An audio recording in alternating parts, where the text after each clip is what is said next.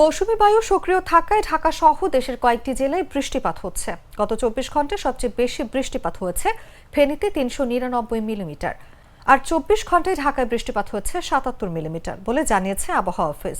বুধবার সকালে গণমাধ্যমে এই তথ্য জানায় আবহাওয়াবিদ তরিফুল নেওয়াজ কবির।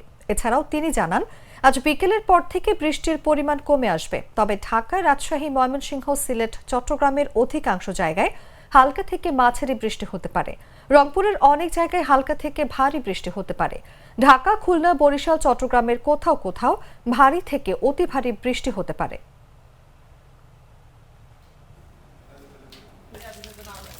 আষাঢ় শ্রাবণ যেহেতু বর্ষাকাল, আপনারা জানেন যে আমরা যদি ইংরেজিতে চিন্তা করি তাহলে হচ্ছে যে জুলাই, আগস্ট, সেপ্টেম্বর এই 3 মাস হচ্ছে সবচেয়ে বৃষ্টিবহুল মাস, এবং তার মধ্যে হচ্ছে যে জুলাই সবচেয়ে বৃষ্টিপাত হয়। তো এবছরও অন্যান্য বছরের ন্যায় হচ্ছে যে আমরা জুলাই মাসে প্রচুর বৃষ্টিপাত দেখতে পাচ্ছি।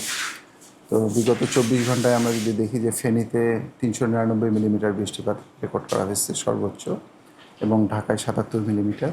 এবং আবহাওয়ার পূর্বাভাসে যেটা বলা হয়েছে যে ময়মনসিংহ, সিলেট, ঢাকা, রাজশাহী, খুলনা, বরিশাল, চট্টগ্রাম বিভাগের অনেক জায়গায়, অধিকাংশ জায়গায়, এবং রংপুর বিভাগের অনেক জায়গায় হালকা থেকে মাঝারি ধরনের বৃষ্টি অথবা বজ্রসহ বৃষ্টিপাতের সম্ভাবনা আছে।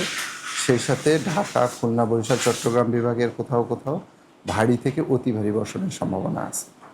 এবং আছে যে সক্রিয় মৌসুমি বায়ু এবং হচ্ছে যে পশ্চিমবঙ্গ এবং তৎসংলগ্ন এলাকায় একটি লঘুচাপ থাকার ফলে যে আপনার উপকূলীয় এলাকায় আমরা ব্যাপক বৃষ্টিপাত লক্ষ্য করছি। তো আগামী 24 ঘন্টা হয়তো দেখা যাবে যে এই পরিস্থিতির অনেকটা উন্নতি হবে।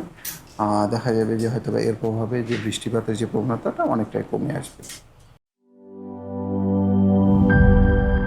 বান্ডেল থাকলে প্রতি সেনমানিতে টাকা বাঁচবে। বিকাশ সেনমানি বান্ডিল কিনে জিতুন প্রতি লেনদেনে।